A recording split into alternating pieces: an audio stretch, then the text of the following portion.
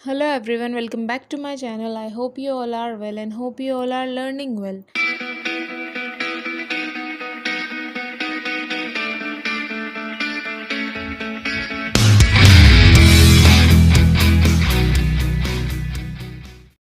हमारी जो सीरीज़ चल रही है पॉलिटिकल साइंस की या जो हम संविधान पढ़ रहे हैं उसमें ये अगली क्लास है। बीच में थोड़ा गैप आ गया था कुछ पर्सनल इश्यूज़ की वजह से। अब ये क्लास कंटिन्यू चलेगी। ओके, तो आज की इस क्लास में हम शुरू करने जा रहे हैं कॉन्स्टिट्यूशन का या संविधान का भाग 5। भाग 4 तक 4A तक हमने पढ़ लिया था। हमने मौलिक कर्तव्य तक पढ़ लिए थे, आर्टिकल भी हमने पढ़ लिए थे 51A तक। 51A तक आर्टिकल्स हम पढ़ चुके थे। अब उसके आगे की बात हम करेंगे, भाग 5 की इस चैप्टर में हम बात करेंगे। ओके, सबसे पहले मैं इस पार्ट 5 का या भाग 5 का एक ब्रीफ इंट्रोडक्शन आपको दे देती हूँ कि इसमें आखिर है क्या। तो इसमें कुल 52 से लेके 151 तक आर्टिकल हैं। 52 से लेके 151 तक इसमें आर्टिकल हैं। 51 तक हम ऑलरेडी पढ़ चुके हैं, 51A तक हम पिछली वीडियोज़ में। तो अब हम 52 से स्टार्ट करेंगे। तो इसमें है क्या देखते हैं। सबसे पहले इसमें है कार्यपालिका, एग्जीक्यूटिव असेंबली। 52 से 78 तक आर्टिकल्स कार्यपालिका के हैं, जिसमें आ जाते हैं राष्ट्रपति, प्रधानमंत्री, मंत्रिपरिषद वगैरह। ओके, उसके बाद है लेजिस्लेटिव असेंबली, व्यवस्थापिका। 79 से लेके 123 तक जो आर्टिकल हैं, जो अनुच्छेद है, वो व्यवस्थापिका के हैं, जिसमें संसद आ जाएगी, लोकसभा, राज्यसभा के बारे में हम पढ़ेंगे। उसके बाद है इसमें जुडिशरी, न्यायपालिका। 124 से लेके 147 तक जो अनुच्छेद है, जो आर्टिकल है, वो रिलेटेड है सुप्रीम कोर्ट से। इसमें हम सुप्रीम कोर्ट पढ़ेंगे, सर्वोच्च न्यायालय के बारे में पढ़ेंगे। तो उसके बाद 148 से 151 आर्टिकल तक आ जाती है नियंत्रक व महालेखा परिषद। ओके, तो ये सारी चीज़ें हैं जो कि भाग 5 में है या पार्ट 5 में है, जो हम अब पढ़ेंगे। ओके, तो आई होप कि आपको पार्ट 5 समझ आ गया होगा कि इसमें क्या क्या है, कितने आर्टिकल हैं, किस टॉपिक में कितने आर्टिकल है, एक्सेट्रा एक्सेट्रा। ओके, आज के इस चैप्टर में, आज की इस क्लास में हम डिस्कस करेंगे प्रेसिडेंट के बारे में या राष्ट्रपति के बारे में, जिसमें बस आज के चैप्टर में हम 11 ही आर्टिकल याद करेंगे, जो कि बहुत इम्पॉर्टेंट है और बहुत आसान भी है। लेकिन ये आपको याद होना बहुत ज़रूरी है। आजकल क्या कंपटीशन में लेवल बहुत ज़्यादा बढ़ गया है। आर्टिकल से क्वेश्चन पूछे जाते हैं, आर्टिकल के अंदर का जो मैटर है वो आपके क्वेश्चन में पूछ लिया जाता है, और ये पूछ लिया जाता है कि ये बात किस आर्टिकल में कही गई है। तो हमें आर्टिकल याद होने बहुत ज़रूरी है। तो हम सारे आर्टिकल याद करेंगे, पूरे 11 आर्टिकल जो हम इसमें पढ़ेंगे सब हम याद करेंगे। डोंट वरी, बस आप वीडियो को ध्यान से देखिए, लास्ट तक देखिए, सारे आर्टिकल आपको याद हो जाएंगे, आई गारंटी। ओके, तो चलिए बिना टाइम वेस्ट किए शुरू करते हैं। Let's begin. तो सबसे पहले हम बात करते हैं आर्टिकल 52 की या अनुच्छेद 52 की। तो अनुच्छेद 52 क्या कहता है कि भारत का एक राष्ट्रपति होगा, एक प्रेसिडेंट होगा। अब यहीं से हम हमारी ट्रिक स्टार्ट करते हैं, स्टोरी स्टार्ट करते हैं। भारत से याद रख लीजिए भारती, और राष्ट्रपति से याद रख लीजिए पति, यानी हस्बैंड। और अब ऐसा एज्यूम कीजिए कि एक फैमिली है, वहाँ पर एक लड़की रहती है भारती, जो शादी के लायक हो गई है। उस घर के बड़े बुजुर्ग डिस्कशन करते हैं कि भारती का एक पति होगा। ओके, क्या होगा? भारती का एक पति होगा। और जब भारती और पति दोनों की जोड़ी बन जाएगी तो दो लोग मिलके एक जोड़ी बनाते हैं। तो यहाँ पर आ रहा है 5 और 2 से स्टार्ट, ये आर्टिकल भी याद हो जाएगा आपको। 2 आ रहा है 52 में। ओके, तो भारती का एक पति होगा, इससे याद रख लीजिए भारत का एक राष्ट्रपति होगा। ओके, बात करते हैं अगले आर्टिकल की। तो अगला आर्टिकल क्या कहता है? अनुच्छेद 53 कहता है कि संघ की कार्यपालिका की जितनी भी शक्तियां हैं, समस्त शक्तियां वो राष्ट्रपति में निहित होगी। यानी कि केंद्र की जो कार्यपालिका है, जो एग्जीक्यूटिव है, उसकी जितनी भी शक्तियां हैं, जितनी भी पावर है, वो सब प्रेसिडेंट के पास होगी, प्रेसिडेंट में होगी। और प्रेसिडेंट या राष्ट्रपति इन शक्तियों का उपयोग या प्रयोग अपने अधीनस्थों के माध्यम से करवाएगा। ठीक है, तो अब स्टोरी आगे बढ़ाते हैं। तो जो फैमिली में डिस्कशन चल रहा है बड़े बुज़ुर्गों का, वो थोड़े पुराने ख़यालात के हैं, थोड़े रूढ़िवादी हैं। तो वो आपस में बात कर रहे हैं कि भारती का पति तो होगा, लेकिन जितनी भी पावर्स होंगी सब भारती के पति में ही होंगी। भारती के घर के सारे डिसीजंस कौन लेगा? भारती का पति ही लेगा, क्योंकि सारी पावर्स किसके पास होंगी? उसी के पास होंगी पूरा घर चलाने की। और वो अपने कोई भी काम अपने अधीनस्थों या उसके नीचे जो हैं, या तो उसके नौकर या फैमिली मेम्बर, उन सबसे करवा सकता है। इस तरीके से आप इस आर्टिकल को याद कर सकते हो कि संघ की कार्यपालिका की सारी शक्तियाँ किसके पास होगी? राष्ट्रपति के पास। और वो उसका प्रयोग या उपयोग अपने अधीनस्थों के माध्यम से करता है या खुद भी कर सकता है। ठीक है। लेकिन यहाँ पे एक फैक्ट ये है कि भारत में जो शासन चलता है वो चलता है संसदीय शासन। संसदीय शासन में क्या होता है कि नाम मात्र का शासक तो कोई और होता है और असली शासक कोई और होता है। राष्ट्रपति जो होता है, प्रेसिडेंट जो होता है, वो सिर्फ नाम मात्र का शासक होता है। वो क्या होता है? द ज्यूरी हेड होता है। वो सिर्फ उसका नाम चलता है कि हाँ हमारा हेड कौन है? प्रेसिडेंट है, राष्ट्रपति। लेकिन असल में शासन कौन करता है? असल में पावर किसके पास होती है? वो होती है प्रधानमंत्री के पास। संसदीय शासन में वास्तविक शासक देखा जाए तो वो होता है प्रधानमंत्री। प्रधानमंत्री को कहते हैं दी फैक्टो हेड। ओके, इसको भी आप ऐसे याद कर सकते हैं कि पावर तो हमने मान ली कि भारती के पति के पास है, लेकिन असल पावर तो भारती के पास ही है। अंदर की बात तो ये है। ओके, तो आई होप आपको आर्टिकल 53 भी याद हो गया होगा। बात करते हैं अगले अनुच्छेद की। अगला अनुच्छेद है अनुच्छेद 54 या 54। अब इसमें बात कही गई है राष्ट्रपति के निर्वाचक मंडल की, कि भाई राष्ट्रपति को जो चुना जाएगा तो उसका निर्वाचक मंडल जो बनेगा, एक टीम जो बनेगी, उसमें कौन कौन से मेंबर होंगे। तो इसमें कहा गया है कि राष्ट्रपति के चुनाव में लोकसभा, राज्यसभा और राज्य की विधानसभाओं के निर्वाचित सदस्य, जिसमें दिल्ली व पुडुचेरी के विधानसभा के निर्वाचित सदस्य शामिल हैं, ये सभी मिलके एक निर्वाचक मंडल बनाएंगे और राष्ट्रपति का चुनाव करेंगे। ओके, तो भाई स्टोरी आगे बढ़ाते हैं कि तो डिस्कशन करते करते बात चली कि अब भारती के लिए लड़का देखने जाएगा कौन कौन। तो डिस्कशन चल रहा था। तो डिस्कशन में ननियाल से भी कुछ लोग गए, ददियाल से भी कुछ लोग गए, कुछ लोग फ्रेंड सर्कल से भी लिए गए। तो ननियाल यहाँ पर आप मान लीजिए लोकसभा, ददियाल आप मान लीजिए राज्यसभा, और विधानसभा के निर्वाचित सदस्य मान लीजिए कुछ फ्रेंड्स।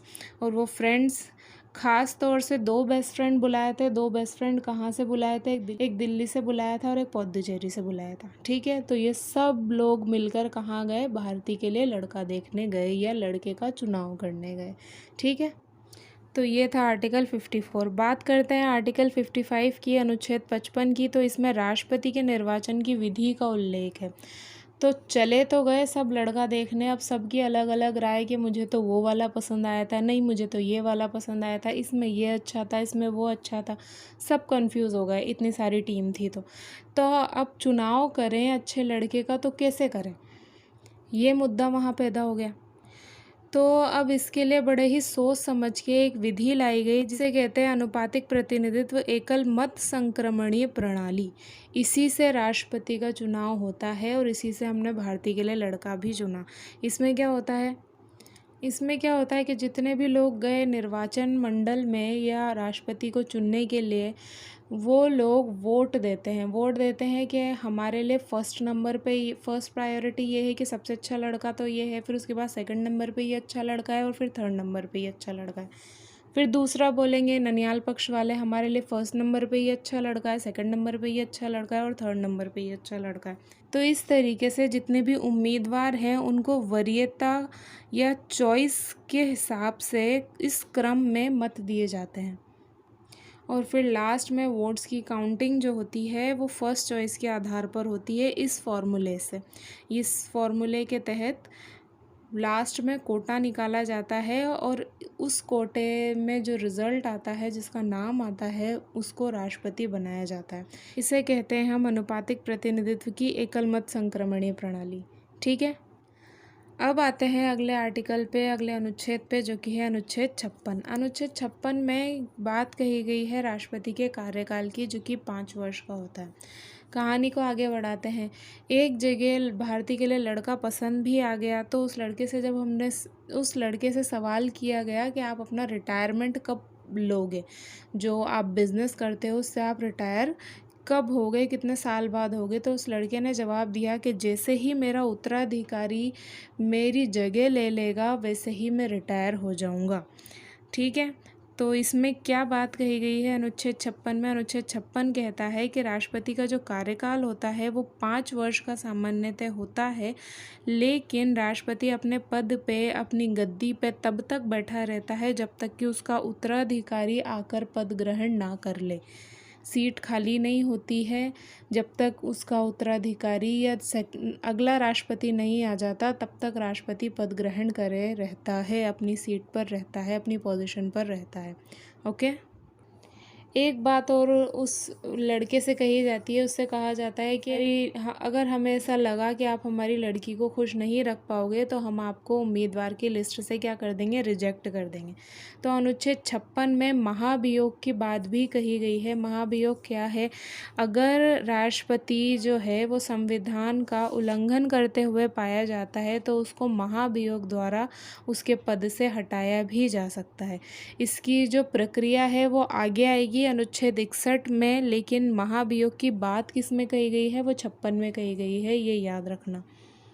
ओके, अब बात करते हैं आगे बात करते हैं हम अनुच्छेद 57 की या आर्टिकल 57 की। आर्टिकल 57 क्या कहता है? आर्टिकल 57 कहता है कि राष्ट्रपति या राष्ट्रपति रह चुका व्यक्ति पुनः निर्वाचित हो सकता है। मतलब एक बार जो प्रेसिडेंट बन गया वो दोबारा भी प्रेसिडेंट बन सकता है, इस पर कोई रोक नहीं है, कोई प्रतिबंध नहीं है। अब इसको कैसे याद रखोगे? 57 में क्या आ रहा है? 7। तो एक बार जिसने 7 फेरे ले लिए, ऐसा ज़रूरी नहीं है कि वो दोबारा 7 फेरे नहीं ले सकता, वो दोबारा भी 7 फेरे ले सकता है, पर जिसके साथ पहले लिए उसी के साथ ले तो अच्छा है। ओके, बात करते हैं अगले आर्टिकल की। आर्टिकल 58, अनुच्छेद 58 की। इसमें क्या है? इसमें राष्ट्रपति पद के लिए योग्यताएं हैं। तो हमने भी तो कुछ लिस्ट बनाई होगी ना भारती के लिए, जो पति हम ढूंढने जा रहे हैं उसके लिए, कि हमें कैसा लड़का चाहिए। तो एक ने तो बोला फैमिली में से कि वो भारत का ही होना चाहिए, इंडिया से बाहर का नहीं होना चाहिए। दूसरे ने बोला कम से कम उसकी एज जो होनी चाहिए वो 35 ईयर होनी चाहिए, उससे कम उम्र के तो इमेच्योर होते हैं, मेच्योरिटी उनमें नहीं होती। इस तरीके से हमने भी हमारी लिस्ट बना ली। तो इसी तरीके से राष्ट्रपति पद के लिए भी कुछ योग्यताएँ संविधान में बताई गई हैं। वो क्या क्या है? कि वो भारत का नागरिक होना चाहिए, उसकी एज जो होनी चाहिए वो 35 वर्ष पूरी वो कर चुका हो, लोकसभा का सदस्य निर्वाचित होने की योग्यता रखता हो और किसी लाभ के पद पे नहीं हो, यानी वो कहीं और कोई सरकारी जॉब या कोई काम नहीं कर रहा हो। ओके, आगे चलते हैं और बात करते हैं आर्टिकल 59 की, अनुच्छेद 59 की। इसमें क्या है? इसमें राष्ट्रपति पद के लिए कुछ शर्तें हैं। प्रेसिडेंट बनने के लिए हमें कुछ शर्तें माननी पड़ेगी, उसके बाद ही हम प्रेसिडेंट बन पाएंगे। क्या क्या शर्तें हैं? पहली शर्त ये है कि संघ और राज्य के अधीन जो उम्मीदवार है वो किसी सदन का सदस्य नहीं होना चाहिए, ना ही वो राज्य में किसी सदन का सदस्य हो और ना ही वो केंद्र में किसी सदन का सदस्य हो। और अगर सदस्य है भी तो उसे राष्ट्रपति का पद ग्रहण करने की तिथि से पहले अपना वो वाला जो सदस्य पद है वो छोड़ना पड़ेगा, तभी वो राष्ट्रपति चुना जाएगा या माना जाएगा। ठीक है, अगली शर्त क्या है? अगली शर्त यह है कि वो कोई लाभ का पद धारण किए हुए ना हो राष्ट्रपति बनने के बाद। इसके अलावा एक शर्त और है कि जो दूसरी अनुसूची है उसमें जो वेतन भत्ते प्रदान किए जाएंगे वो भारत सरकार की संचित निधि कोष पर भारित होंगे। वेतन भत्तों में कार्यकाल के दौरान कटौती नहीं की जा सकती। ये 3 शर्तें हैं जो राष्ट्रपति पद के लिए संविधान में है, लिखी गई हैं। ठीक है, तो अब हम इसको कैसे याद करेंगे? तो इससे पहले हमने भारती के पति के लिए योग्यताओं का निर्धारण किया कि हाँ ये योग्यता लड़के में होनी चाहिए। योग्यता के बाद कुछ शर्तें भी तो हम रखेंगे ना, कि अगर इन शर्तों को वो लड़का पूरा करेगा तो ही उसे हम भारती का पति बनाएंगे, नहीं तो नहीं बनाएंगे। कैसी कैसी शर्तें कि उसका कहीं चक्कर नहीं होना चाहिए, ना तो राज्य के अंदर ना राज्य के बाहर। अगर दोनों में से किसी भी जगह उसका चक्कर हुआ तो शादी करने से पहले पहले उसे सारे चक्कर छोड़ने पड़ेंगे। ठीक है, तो इस तरीके से आप आर्टिकल 59 को याद कर सकते हैं कनेक्ट करके। बात करते हैं अगले अनुच्छेद की, अगले आर्टिकल की। इसमें क्या है, इसमें राष्ट्रपति के शपथ के संबंध में प्रावधान है। राष्ट्रपति जो शपथ लेता है, प्रेसिडेंट जो शपथ लेता है, उसका इसमें उल्लेख है अनुच्छेद 60 में। तो इसको कैसे याद करेंगे, 60 और 7, 60 और 7। अनुच्छेद 60 है लेकिन शपथ काय की लेनी है, 7 फेरों की शपथ लेनी है। इस तरीके से राइम बना के आप आर्टिकल 60 को या अनुच्छेद 60 को याद कर सकते हैं। ओके, राष्ट्रपति या राष्ट्रपति पद पे जो व्यक्ति कार्य करने वाला है उसे राष्ट्रपति पद की तथा कार्य निर्वाहन करने की शपथ सर्वोच्च न्यायालय का मुख्य न्यायाधीश दिलवाता है। ठीक है, बात करते हैं अगले आर्टिकल की। अगला आर्टिकल है 61 अनुच्छेद 61। इसमें क्या है, अनुच्छेद 61 में प्रावधान है महाभियोग का। महाभियोग जो हमने लगाया था अनुच्छेद 56 के तहत, उसकी पूरी प्रक्रिया अनुच्छेद 61 में दी गई है कि किस तरीके से प्रेसिडेंट पर या राष्ट्रपति पर महाभियोग लगाया जाएगा और उसे पद से हटाया जाएगा अगर वो संविधान का अतिक्रमण करता है तो, या संविधान का उल्लंघन करता है तो शादी हो गई, 7 फेरे हो गए। अब क्या हुआ, अगर वो लायक नहीं निकला, शादी बाद नालायक निकला, तो फिर हम क्या कर देंगे, उसको डाइवोर्स दे देंगे। ठीक है, तो महाभियोग क्या है, एक तरीके से डाइवोर्स ही है।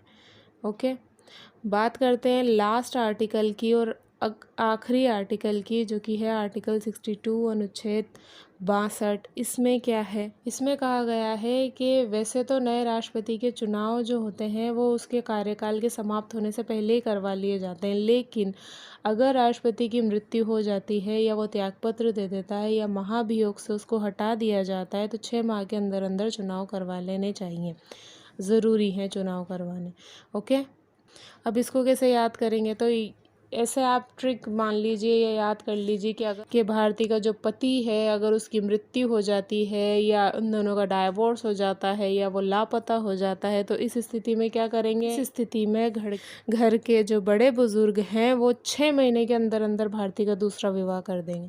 ठीक है, ऐसे आप इस आर्टिकल को याद कर सकते हो।